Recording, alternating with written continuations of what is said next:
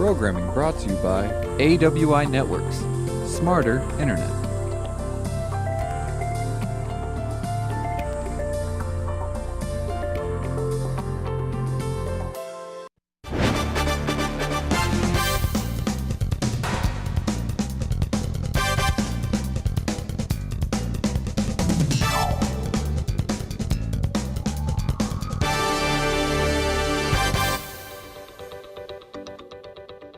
Thanks for joining St. George News at 8.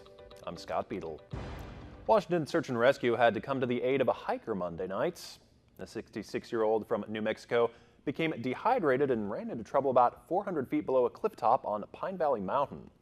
That hiker texted his brother to say he was stuck, lost, and out of water. High angle and ground teams worked with an Intermountain Life Flight crew to set up a rope rescue. The team had to rappel down 400 feet to get to that hiker, who'd been without food or water for more than 13 hours. After being flown back to a staging area, the hiker was picked up by his brother. He declined medical treatment beyond an initial appraisal. A judge has ordered Warren Jeffs and the Fundamentalist Church of Jesus Christ of Latter-day Saints to pay a former child bride $16 million. Jeffs, who is currently in prison, reportedly forced her to marry an adult church member when she was just 14. The case was first filed in Washington County back in 2005. District Judge Keith Kelly awarded Alyssa Wall $4 million in damages and another $12 million in punitive damages on Tuesday. In a statement, Wall said, quote, "Today is a victory for many thousands of victims of abuse. Many of us have stood up in our own way to fight for justice and further the protection of children." Jeffs is currently serving a life sentence plus 20 years in a Texas prison after being convicted in 2011 of sexually assaulting underage girls who he considered brides. Washington City Pharmacy has been broken into for the second time in less than 3 weeks. Officers responded to the Stuckey family pharmacy early Sunday after an alarm went off inside the store. They found the front door damaged and it appeared to have been forced open.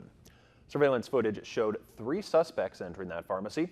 3 people also broke into that store on August 16th. Police are working to determine if the cases are connected, but the video suggests different people were involved.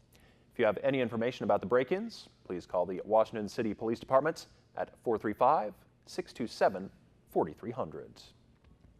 A former Iron County deputy has pleaded guilty to misusing public funds when he was jail commander. 47-year-old Galen Brett Allred made a plea deal, admitting to 1 count of misuse of public money. As part of that deal, 3 similar counts would be dismissed. Allred also must pay an $800 fee. The Sheriff's Office first discovered the misuse of funds in January of 2016. Allred resigned that next month. Charges were initially filed in this case in September of last year. Police had to break up a fight at a St. George gym earlier this week. Happened at Performance Fitness. Witness told police that 21-year-old Max Wadley had been acting strangely, talking to the back of an old cell phone and dumping trash cans into the showers. That witness returned to his locker to find his keys missing, went outside to find his truck was unlocked with some personal items missing and others out of place. He and a friend confronted Wadley, and he allegedly became confrontational and assaulted them. Police say surveillance footage showed Wadley burglarizing a second vehicle. Wadley now faces multiple charges for the break-ins and the fights. Hurricane Irma is holding its power as it continues to trek across the North Caribbean.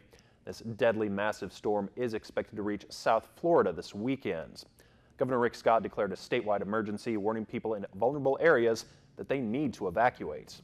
Marcy Gonzalez is in New Smyrna Beach with the latest. Hurricane Irma tearing through the Caribbean. The deadly Category 5 storm's 175-mile-per-hour winds leaving utter devastation. From St. Martin to Puerto Rico, where 1 million people are now without power, to Barbuda. Officials there reporting 95% of structures on the tiny island are damaged. The entire country has been decimated. I have never seen anything like this before.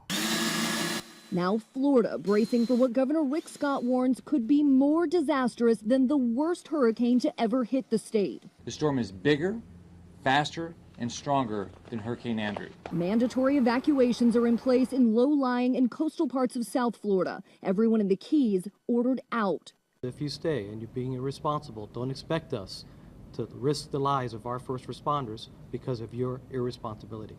From the Gulf to the Atlantic coast, Floridians heeding the warnings. Traffic stretching for miles. Lines for gas in some places hours long, with stations running out. I'm very nervous. I've been driving around for 30 minutes and my car was on E for like the past hour. More lines for plywood and water. Many store shelves left empty in the rush to get ready ahead of this monstrous storm. Many schools and businesses will be closed tomorrow to give people time to prepare and to evacuate.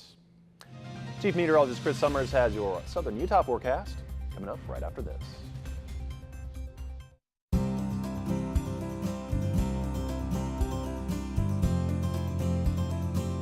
The weather tonight is brought to you by AWI Networks, Smarter Internet.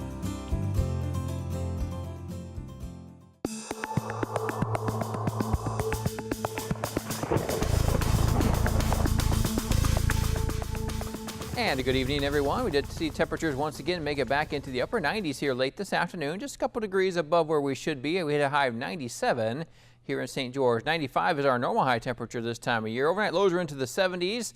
Our normal overnight lows are in the 60s. We do have some big records, though. 39 was a record low way back in 1911, and a record high was 104. Back in 1994. Taking a look at our satellite and radar, seeing a little bit of rain starting to make its way back into parts of southern Utah, and a few clouds along with that. Most of that rain is coming right out of Arizona and parts of Nevada.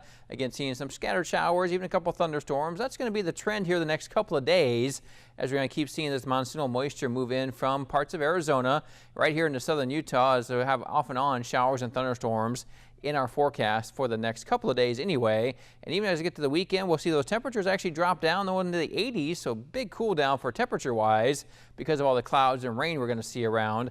That's why we see that big change in temperature here as we head through the next couple of days. So what else can we expect to see? Well, partly sunny skies. Again, not quite as warm for our Friday. Still have a few scattered showers and thunderstorms around. Keep a few of those lingering storms in our forecast as we head into your Saturday as well, and really going to keep some chances in parts of southern Utah in the forecast for some rain as we even get to early next week. Do see temperatures actually getting back in the 90s though next week, but I think we're going to see temperatures in many areas get in the low to mid 80s as we head into the weekend. Here's looking at our high temperatures from today. 84 degrees up in Cedar City, 97 here in St. George, 90 degrees Hurricane, a few more clouds just to our east, kept those temperatures down a little bit, but still 100 was a high temperature today in Las Vegas. For tonight, back in the mid-50s around Cedar City. Could be an isolated shower or thunderstorm out there.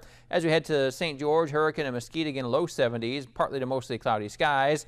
And keeping a chance of that rain in the forecast as we get into the noon hour for tomorrow. We'll see temperatures around Cedar City make it back close to 80 by the afternoon. For St. George, southern Utah, going to keep at least a threat of some showers and thunderstorms, but look at that temperature. We're looking for a high of only 88 for our Friday afternoon. So it looks like a great Friday temperature-wise anyway, but again, could see a little bit of rain in our forecast. Here's what it looks like on that surface map. You have some showers and thunderstorms making their way through parts of western Arizona, right up here into southern Utah. Again, mainly afternoon showers and thunderstorms as we have that humid air making its way right back off the Pacific Ocean and really coming across parts of Arizona.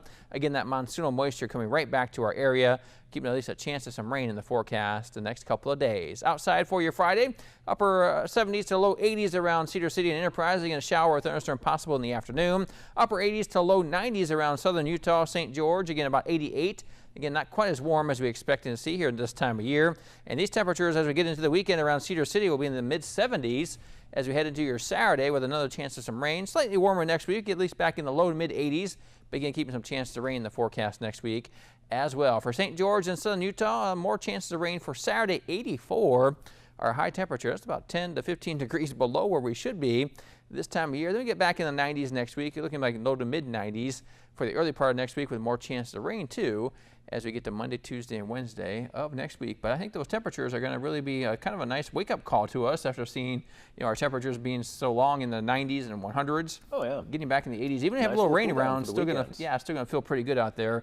And that rain won't be an all-day rain, but mainly afternoon showers and thunderstorms. But that should be some pretty nice temperatures over the next couple of days. We'll take it. That's right. Thanks, Chris.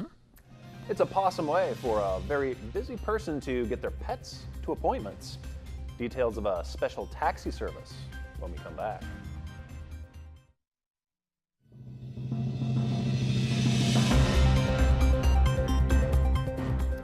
A new taxi service founded by a group of animal lovers in Lebanon caters exclusively to pets. One of its owners says customers love the service and has brought relief to some pet owners who work during the day, need to get their pets to appointments. Safety measures are in place, and those taxis are cleaned thoroughly after each ride. Pet taxi charges $10 per ride under 6 miles and about $1.50 each for each extra mile. I think it's a good idea to have get your pet to your vet or whatever you need to. Yeah, pretty handy service if Yeah, they're very handy. getting groomed or whatever. I like it. Thanks for watching. We hope you have a great night.